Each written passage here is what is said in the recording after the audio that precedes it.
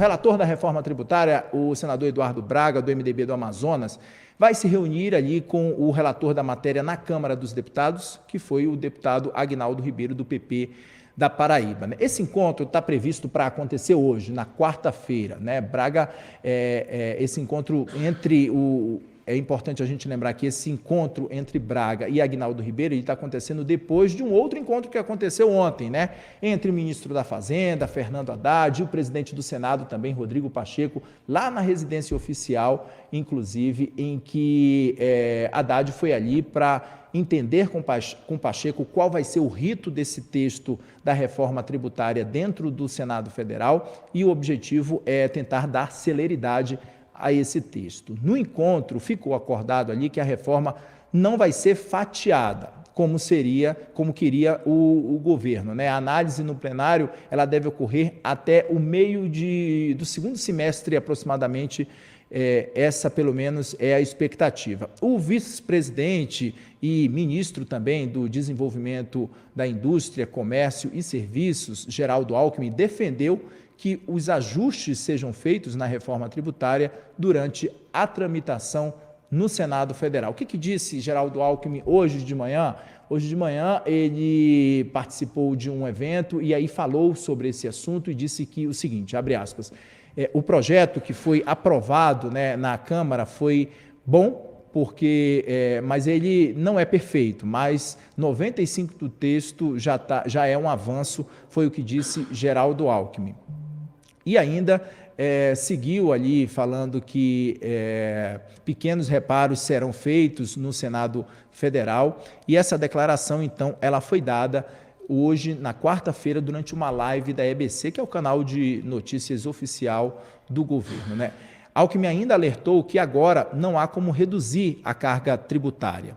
Alckmin disse ser favorável à criação do Conselho Federativo, que vai gerir ali os impostos sobre os bens e serviços, o IBS, de estados e também de municípios, e disse que ninguém vai interferir nos recursos de estados e municípios, ninguém vai tirar dinheiro de ninguém e não depende nada do governo federal, foi o que frisou o vice-presidente Geraldo Alckmin.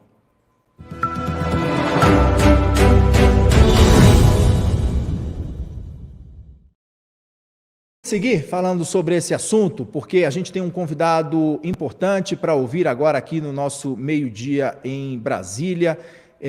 Eu chamo agora para dividir a tela aqui comigo o senador Plínio Valério, do PSDB do Amazonas. Senador, muitíssimo boa tarde, seja muito bem-vindo aqui no meio-dia em Brasília, do Antagonista.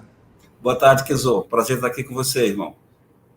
Senador, o senhor, como, claro, um parlamentar do Amazonas, defende que essa questão dos incentivos, dos benefícios que envolvem o polo industrial aí da Zona Franca de Manaus sejam mantidos. Provavelmente essa é a sua defesa de fato, Oficialmente, é importante a gente lembrar isso, senador, que ali na Constituição definido que esse foi um acordo que foi feito lá atrás, Então, a Constituição prevê ali que haja um incentivo, de fato, benefícios para esse polo industrial do Amazonas até 2073.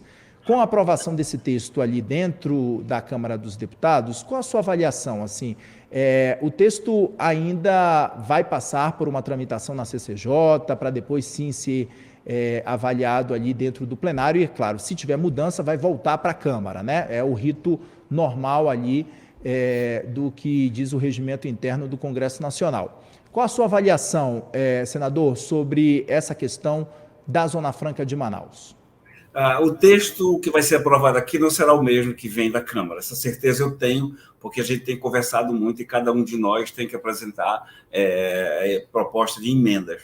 Eu sou do Amazonas, tenho dito que a reforma tributária se torna uma reforma umbilical. Cada representante vai ver o que interessa o Estado. Nós da Zona Franca não basta para nós só dizer que garante os direitos constitucionais da Zona Franca. Isso aí está na Constituição, tem mais a que garantir. O nosso problema, por viver num regime excepcional, a gente tem que acabar defendendo aquilo que a população brasileira acaba por não entender. Porque não adianta só manter as nossas vantagens, mas dar algumas vantagens para os outros. O que nos preocupa, os outros estados, o que nos preocupa? Vão acabar com o IPI, que a gente vive em função do IPI, o ICMS e o ISS. Vão criar aí um setor, um órgão que vai regular isso. Quem é que vai regular? Qual é esse órgão? Como será esse repasse para o dinheiro do que é arrecadado no Estado? Quer dizer, há uma complicação muito grande em torno disso. E se tratando de bens e serviços que atinge a todos nós, senador ou não, a gente vai ter que debruçar sobre isso e, com certeza, fazer mudanças. Todo mundo precisa de serviço. Vantagem para a indústria, mas a indústria precisa de serviço também. Então, se você onerar, encarecer o serviço, vai virar tudo de perna para o ar. Essa reforma que vem da Câmara não passa aqui da forma que vem. Senador, a questão da reforma tributária, na sua avaliação, ela ameaça esses benefícios para esse polo industrial da Zona Franca de Manaus? Do jeito que está hoje? Ameaça sim, Kenzo, porque não está claro. Vão deixar para regulamentação. E quando você deixa algo para regulamentação, você fica à mercê do presidente, do mandante de plantão.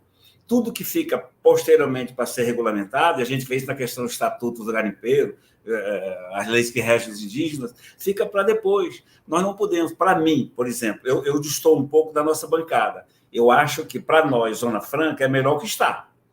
Ou seja, se a reforma não passar, é melhor para a Zona Franca. Ela está com uma certa segurança jurídica. E ela perde a sua segurança jurídica quando você deixa para alguns itens para regulamentar depois. E quando você não diz claramente, o governo Amazonas propôs um fundo, né? Quem que vai dominar esse fundo? Então, o dinheiro vai para a República, depois vai para o Estado. Essa reforma tira completamente a autonomia dos Estados. Por isso que eu acho muito difícil ser aprovada do jeito que está. Os Estados vão ficar sem autonomia dos principais impostos. Vão criar um para substituir, mas que vai ser organizado e distribuído pela União. O relator, senador Eduardo Braga, que é do Amazonas, né, tem sinalizado bastante essa costura ali e tem trabalhado, antes mesmo desse texto ter sido aprovado ali na Câmara dos Deputados, ele já trabalhava bastante para que essa aprovação e que essas mudanças na reforma tributária, elas não atingissem a Zona Franca de Manaus, né, o polo industrial da Zona Franca de Manaus. Ele, como uma liderança ali e agora como relator dessa proposta, o senhor não acha que isso é algo que pode, os empresários da Zona Franca de Manaus podem ficar mais tranquilos em relação a isso, porque há uma defesa muito grande do relator em relação a esse ponto, ou o senhor acha que não dá para dormir no ponto e precisa ser tudo ajustado agora ainda, nesse texto que ainda vai tramitar dentro do Senado? Olha, eu acho que do ponto de vista dos empresários não pode dormir no ponto, tem que estar sempre em contato para ver o que interessa e o que não interessa. A Zona Franca tem uma peculiaridade. Nessas horas, os empresários se lixam para os políticos, deixam só para o político resolver. Eu até brinquei com o Eduardo, eu falei, Eduardo, agora eu posso ir pescar no meu recesso. Eu ia pescar preocupado, agora eu não vou me preocupar com a Zona Franca, está na tua zona, porque ele foi governador, tem experiência, e não seria maluco para dar um tiro no pé. A gente confia sim, até porque ele é experiente nisso, mas eu acho que não podemos deixar o Eduardo sozinho, né? Jogar do peso dele toda essa responsabilidade. O que foi colocado, e o Eduardo participou do nosso pacote lá na reforma, ele se diz satisfeito, mas nós não estamos, exatamente por isso, porque acaba com o IPI e esses impostos vão ser lá para um fundo, vão ser para um gestor e a gente está preocupado com isso. Eu confio no Eduardo, acho que ele vai puxar para o nosso umbigo e tem mais aqui puxar, porque nós não podemos depender de Zona Franca. Kenzo, hoje a Zona Franca dá 100 mil empregos diretos, 500 mil indiretos, não tem como. A gente tem a grande prazo, a gente dormiu muito, fumou muito esse cachimbo, Zona Franca, a boca entortou, mas é o que a gente conhece, é o único sistema, o único modelo ambiental, né, o modelo econômico ambiental que nos ajuda. Hoje a floresta está preservada em 97% graças à indústria de chaminé. O homem do interior abandonou o machado, o terçado, a motosserra, foi se empregar na Zona Franca, e a gente acabou por manter a nossa floresta em pé. Isso é a grande vantagem, que foi consequência. Mas a gente tem muita coisa a mostrar para o Brasil. A gente arrecada lá, a Receita arrecada muito mais do que nos vai em impostos obrigatórios. E a gente tem muitas vantagens a mostrar. Televisão, que estão vendo aí, o ar-condicionado, tudo é fabricado em Manaus. Então, a gente tem vantagem para mostrar. Porque pode parecer assim para o resto do Brasil que a gente quer esse regime de exceção para o resto da vida, que nós somos pagas. Não somos. Nós produzimos muito, nós ajudamos muito esse país. Então, o Eduardo lá é uma tranquilidade. Eu vou, inclusive, poder pescar nesse recesso. O senhor falou aí sobre essa questão do faturamento, da importância da geração de emprego. Inclusive, há um faturamento muito significativo mesmo, o senhor falando sobre isso, sobre, por exemplo, bens de informática, né? Salvo engano, acho que é 25% da questão do faturamento é de responsabilidade da Zona Franca de Manaus ali. Tem eletroeletrônicos também, na base dos 18%, veículos de duas rodas também. Esse faturamento chega a 18%, quase 18%, salvo engano, ali pelos números que eu dei uma olhada quando estava me preparando para essa entrevista. Então, são números importantes e significativos e que mexem bastante com todo o ecossistema mesmo ali da economia dessa região, né? Os impostos arrecadados no norte, metade ou um pouquinho na metade, Manaus, no norte todo. Então, a gente realmente produz, contribui com a União, contribui com o país. O faturamento de 140 bilhões do primeiro semestre, o que fica e o que sai, esse movimento de exportação, balança comercial. Se você se despir dessa coisa, a Zona Franca é regime de exceção, você vai entender que ela é importante também para o país. E se não fosse tão importante para o país, e seria para nós. Onde é que nós vamos arrumar 100 mil empregos diretos? O mercado de carbono, que estão propondo para nós, para substituir esse modelo, não tem como. Então, vão acabar com o IPI, com o ICMS e com o ISS, vão transformar mais 2 impostos num só. E a gente vive disso. E quem vai tomar conta disso agora é um órgão que o governo vai criar a posteriori. Então, isso nos causa uma preocupação tremenda. Por isso, eu sou defensor de que nós, do Amazonas, deveríamos votar contra a reforma, por esses motivos e outros, né, pela carga tributária em cima de bens e serviços, porque o que está no momento é melhor para a Zona Franca e é melhor para o país. Essa reforma aí, do jeito que está, prejudicando, penalizando bens e serviços, penaliza a todos nós. A todos nós. Então, a gente tem que debruçar sobre isso. Todo mundo vai tratar dessa questão. Porque quando você fala que quem não precisa de advogado, quem não precisa de dentista, quem não precisa de motorista, quem não precisa de barbeiro, todo mundo vai mexer com todo mundo. Então, essa carga tributária de 4% para 25% é uma loucura. O governo está querendo só arrecadar e tira a autonomia dos estados. Autonomia. O Ronaldo Caiado, o governador de Goiás, traduziu isso bem.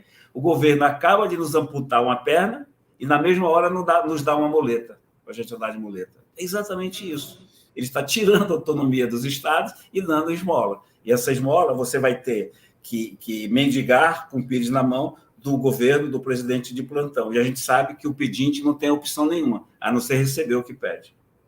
Um ponto que o senhor falou também ao longo dessa entrevista aqui, senador, foi a questão da segurança jurídica, né, para o investidor, para as empresas que estão nesse polo ali da Zona Franca de Manaus. Na atual regra que está valendo ali da Constituição, então, essa atual regra lá atrás, esse arcabouço, essa palavra que a gente tem usado bastante, o arcabouço jurídico para que esses investimentos aconteçam ali na região. Só acredita que com a aprovação da reforma tributária, então, do jeito que ela está hoje, sendo necessário depois uma regulamentação desse ponto da Zona Franca de Manaus, só depois dessa regulamentação deve acontecer, pelo texto que está previsto, pelo menos, e que foi aprovado ali na Câmara. Isso traz uma instabilidade jurídica e isso também faz com que os investidores acendam um sinal de alerta. A gente sabe que o mercado gosta de previsibilidade, né, senador? Com absoluta certeza. Quando você joga algo para o futuro num país permeado pela insegurança, principalmente segurança jurídica, que é provocada pelo maior órgão do Judiciário, que é o Supremo Tribunal Federal. Então, como é que o investidor vai viver nisso? Por que a gente defendeu, e eu fui autor, da Lei de Autonomia do Banco Central? Era para dar exatamente essa segurança, essa previsibilidade que você tanto fala. A pessoa tem que saber, ter uma política traçada, ela aprova ou não, ela investe ou não. Então, quando você deixa para regulamentar lá na frente, cara, traz uma insegurança muito grande. Se eu fosse industrial do Amazonas, empresário, eu estaria preocupado, sim. Aqueles poucos do comércio que eu converso estão muito, muito preocupados. Por isso que a gente tem que estar de olho sempre, ficar leve, porque foi o Eduardo, e fazer com que o Eduardo também faça o que tem que ser feito. Manter nossas vantagens. Quando você fala vantagem, assim, parece injusto com os outros. Mas se você olhar para a distância do Amazonas, nós não temos estrada, as estradas são os rios, as nossas dificuldades, encarar isso tudo, você vai acabar dando razão pelo que a gente luta tanto pela Zona Franca de Manaus. Senador, na atual, com a aprovação desse texto, o texto que foi aprovado ali na Câmara dos Deputados prevê a manutenção desses benefícios da Zona Franca de Manaus, porém, eles seriam distribuídos ali para esse fundo de compensação, né? Qual a defesa que o senhor traz para essa questão do fundo de compensação? O senhor já fez essa crítica aqui ao longo da entrevista, de que a partir do momento que esse fundo de compensação dos estados ali passa a ser gerido por todos os estados, cada governador, cada prefeito ali perde a autonomia de administrar o seu dinheiro público, a arrecadação que chega, bem na prática, a grosso modo, é isso que o senhor está explicando para a gente, mas qual seria, então, a alternativa na sua visão? Como ficaria essa questão na sua visão pelo que já foi caminhado, né? Assim, pelo passo que já foi dado nessa questão da reforma tributária? O governador do Amazonas propôs a criação do fundo para o Amazonas, que depois seria aditivado por verba do governo federal. Tudo isso é complicado. Eu te confesso, Kenzo, eu não tenho a solução. Nós estamos agora, a incumbência, nossos assessores e os consultores do Senado, a traduzir de forma jurídica e legal aquilo que eu penso. E o que eu penso é que nós não podemos ficar aceitando acabar com o IPI, ICMS e ISS e nos dando como compensação um fundo que vai ser, nós vamos ter autonomia nele. Quando você tira a autonomia do Estado, a capacidade do Estado de fazer o que quer com seus impostos, arrecadando aquilo que é da União, você está prejudicando. Imagina só o que é o ICMS ser recolhido no destino. Nós estamos ferrados. A gente está ferrado. Tudo que a gente produz na Zona Franca, a maioria é para exportação, a maioria no Brasil e para fora. Se vai ser o ICMS cobrado no destino, São Paulo vai enriquecer cada vez mais e nós vamos ficar cada vez mais pobres. Então, são essas coisas que a gente precisa clarear. E só vai ser clareado lá na frente. Então, se a gente puder clarear agora, colocar na reforma agora, melhor ainda. Caso contrário, como representante do Amazonas, não falando pela República, eu já sou contra exatamente, porque onerou bens de serviço, sou contra isso, já votaria contra, e votaria contra por causa da Zona Franca, porque eu acho que o que está hoje é melhor para a Zona Franca do que o que vai vir pela frente. Apenas esses 2 pontos ou o senhor é contra toda a reforma? Não, esses 2 pontos, porque eu não sou especialista nisso, sou um representante popular e tenho que saber, porque tenho uma responsabilidade do voto, então a minha preocupação sempre é com a camada mais frágil, com o trabalhador, com o pessoal que está aqui precisando comer melhor, que não pode gastar todo o seu dinheiro em alimentação. Eu sempre me preocupo com isso. Quando você volta para a indústria, para a exportação, por coisa, eu fujo disso. Eu só acho que a população brasileira não pode ser mais penalizada. A gente faz quando era tempo de colônia. Portugal era aumentar imposto. Todo governante que entra só sabe aumentar imposto. Não tem um que saiba diminuir imposto. E agora essa coisa de jogar tudo nisso. Em suma, eu vejo assim, a minha opinião de político, essa reforma ela dá mais poderes à União, muito mais poder à União, enfraquecendo os estados. Isso não é bom para a federação, isso não é bom para o país. Agora, senador, ainda falando sobre esse ponto, né, o senhor ainda fazendo essas críticas em relação a isso, na sua avaliação, essa questão da simplificação, então, não seria necessária? Assim, é um passo importante, né? Assim, muitos especialistas elogiaram bastante a aprovação desse texto dentro da Câmara dos Deputados, porque é um texto que tramita há muito tempo, antes mesmo de eu cobrir política. Eu acho que o senhor também, na época, poderia ser um neófito na política ali, no momento em que esse texto começou a tramitar e começou a se falar sobre reforma tributária, né?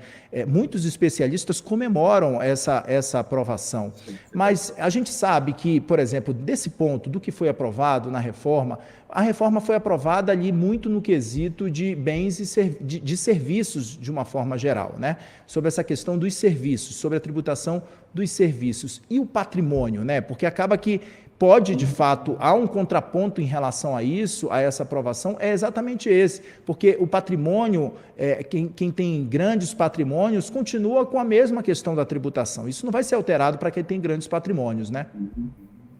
Pois é, você penaliza aquele que mais precisa. Claro que simplificar é o objetivo de todos nós, porque você paga não sabe nem o que está pagando.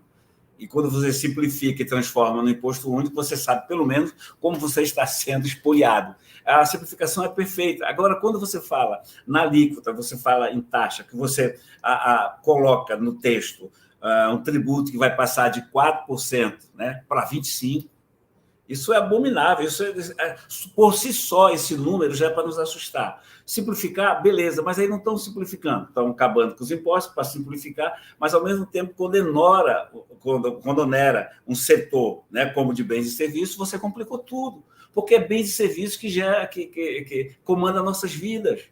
Quem vou repetir, quem não precisa de médico, de dentista, de motorista, quem não precisa comprar roupa, quem não precisa comprar alimento, porque o serviço vai onerar tudo isso.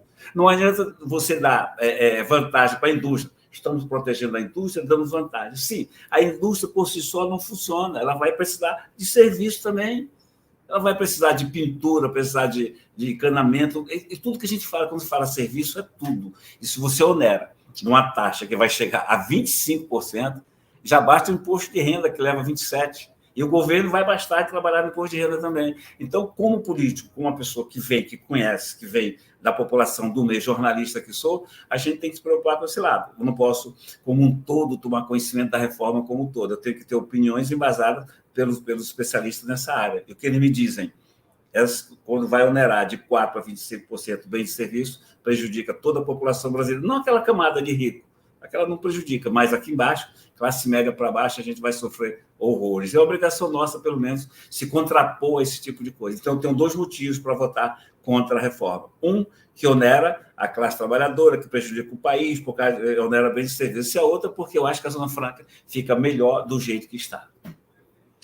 Senador, o senador também é presidente, né, da CPI das ONGs, a CPI que está investigando aí as atividades das organizações não governamentais financiadas com dinheiro público na região amazônica, e essa CPI das ONGs, ela convocou, inclusive ontem, salvo engano, né, presidente, o presidente da Natura, né, para prestar esclarecimentos. Quero aproveitar, claro, a oportunidade aqui, queria que o senhor falasse sobre esse ponto também, sobre esse requerimento. Entre os 9 que foram aprovados ontem, está ali o requerimento para que o presidente da Natura seja ouvido. Por quê? Na realidade, a gente está aprovando requerimentos para a convocação. Isso vai depender da agenda, convocar, chamar, marcar a data ou não. O da Natura é porque surgiu a denúncia de um cacique indígena de que a cooperativa que fornece, que vende semente de copaíba e andiroba para a Natura, paga aos índios R$3 a diária.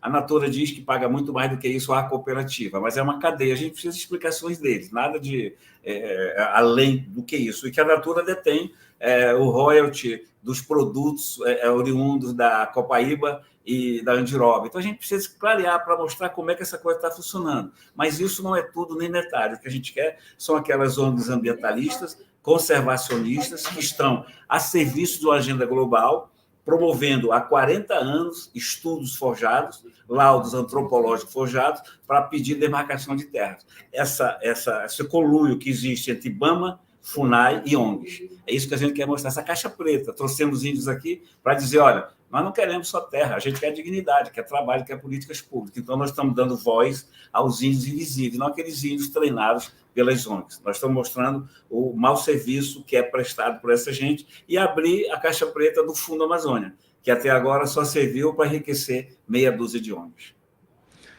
Senador, muitíssimo obrigado por dispor de um tempo aqui da sua agenda conosco no nosso meio-dia em Brasília. Portas abertas. Se o senhor quiser fazer seus agradecimentos, por favor, fique à vontade. Agradeço a você, Kenzo, e desejo boa sorte nessa sua nova missão. Com a sua competência, você vai se dar muito bem, tá bom? Foi um prazer estar com você, amigo. Um abraço. Senador, portas abertas. Até a próxima oportunidade. A gente se encontra sem dúvida. Muitíssimo obrigado.